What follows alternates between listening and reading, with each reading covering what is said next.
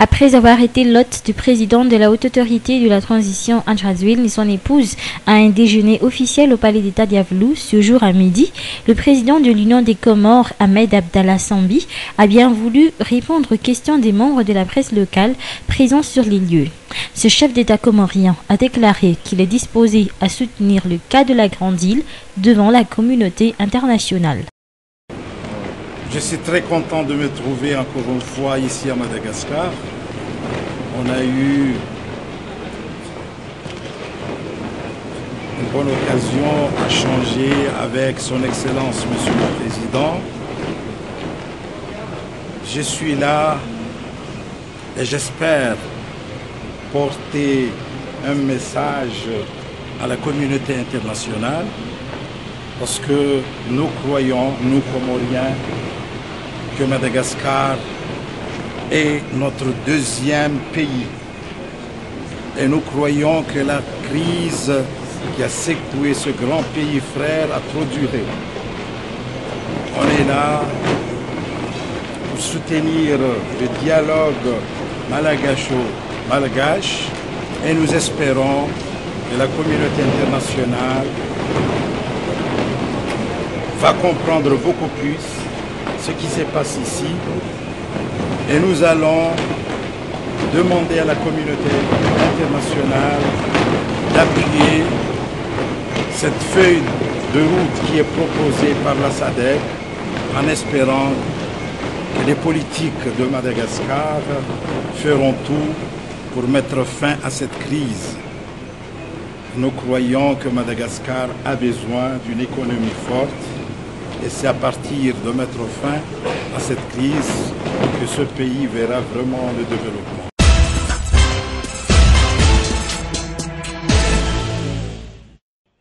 La rencontre du président de l'Union des Comores, actuellement en visite officielle dans la Grande Île, avec les différentes personnalités politiques, s'est encore poursuivie ce jour. Ainsi, après le ministre des Affaires étrangères malgache, Hippolyte Ramarson, ce fut au tour du chef de gouvernement malgache d'être reçu par ce chef d'État comorien dans la matinée. La rencontre a eu lieu au Carlton à Nous. Selon la déclaration du Premier ministre Albert Kamé-Vital à l'issue des discussions, les deux personnalités se sont penchées sur la recherche de solutions à la crise malgache. Après sa participation au dernier sommet de l'Union africaine à Addis Abeba en Éthiopie, le président comorien avait décidé de venir à Madagascar pour voir de visu les réalités de la crise malgache. Il lui d'avancer qu'il serait prêt à apporter son soutien dans toute démarche visant à faire sortir le pays de la crise. Le Premier ministre lui a remercié de cette initiative fort louable qui sera sûrement bénéfique pour le pays tout entier. Le président des Comores, Ahmed Abdallah Sambi, et sa délégation quitteront la Grande Île lundi prochain.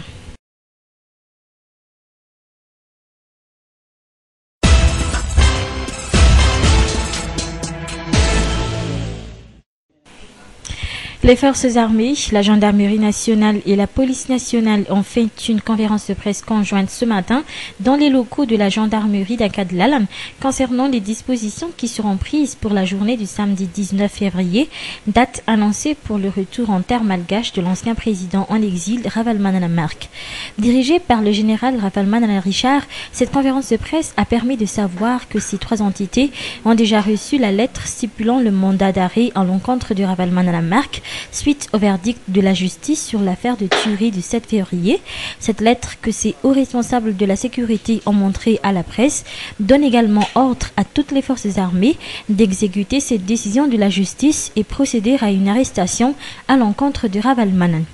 Toujours d'après les responsables, cette lettre date du 10 août 2010 et a été divulguée dans tout le pays. Depuis l'annonce de son retour, les forces de l'ordre ont déjà essayé d'informer ou de rappeler l'existence de cette lettre au ténor de sa mouvance, entre autres membres à Coutoirville, mais en vain. Ce dernier n'étant plus joignable à son domicile ni à son bureau.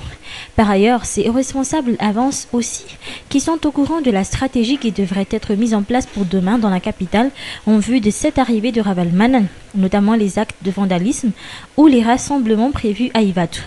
Que les responsables aient le courage de se montrer demain, avertissent ces responsables de la sécurité pour que chacun prenne sa responsabilité dans tout éventuel débordement. Toujours ce matin, Rawal Manarichar et ses collaborateurs ont déclaré que l'ancien président prévoit de revenir à Madagascar en compagnie de mercenaires étrangers. D'ores et déjà, ces responsables avertissent que ce ne sera plus une simple question de faire régner l'ordre dans la capitale ou ailleurs. Il s'agit d'effectuer une mission pour défendre la nation. La défense opérationnelle du territoire sera exécutée, avance-t-il. Pour les forces armées, la présence de mercenaires étrangers dans nos murs constitue une menace pour la République. Ils sont qualifiés d'ennemis d'État et du pays. Toutefois, les forces armées appellent la population au calme pour la journée de demain. Toutes les mesures nécessaires seront prises afin de garantir la sécurité de tout un chacun.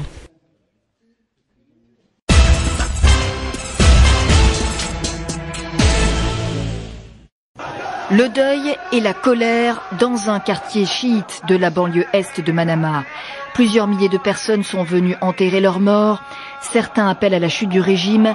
Les slogans sont hostiles au roi qui a envoyé les forces de l'ordre pour déloger les manifestants du rond-point de la Perle.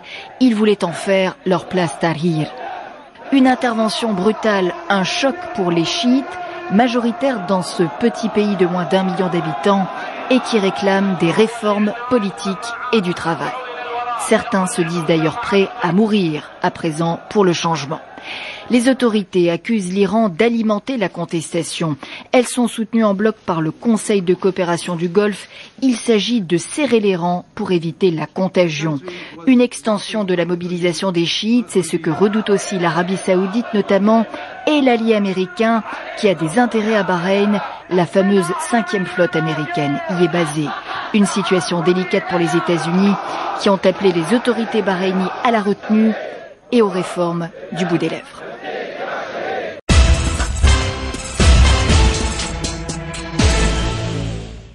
À ce jour, c'est sa dernière apparition en public. Ce 13 janvier 2011, Zine El Abidine Ben Ali s'adressait à la nation dans l'espoir de calmer la colère de la rue.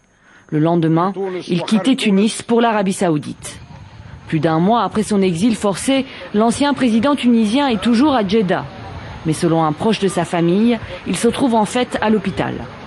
Toujours selon cette source qui s'est confiée à l'agence France-Presse, l'ancien dictateur aurait été victime d'un accident vasculaire cérébral. Il serait dans le coma depuis 3 jours. Âgé de 74 ans, Ben Ali souffre d'un cancer de la prostate et son état de santé est jugé fragile. Les informations concernant son hospitalisation éventuelle ne sont pour l'heure pas confirmées par le gouvernement tunisien. Mais sur place en Tunisie, la rumeur de sa mort circule et enfle depuis plusieurs jours. Le gouvernement intérimaire tunisien devrait évoquer son état de santé ce vendredi en Conseil des ministres.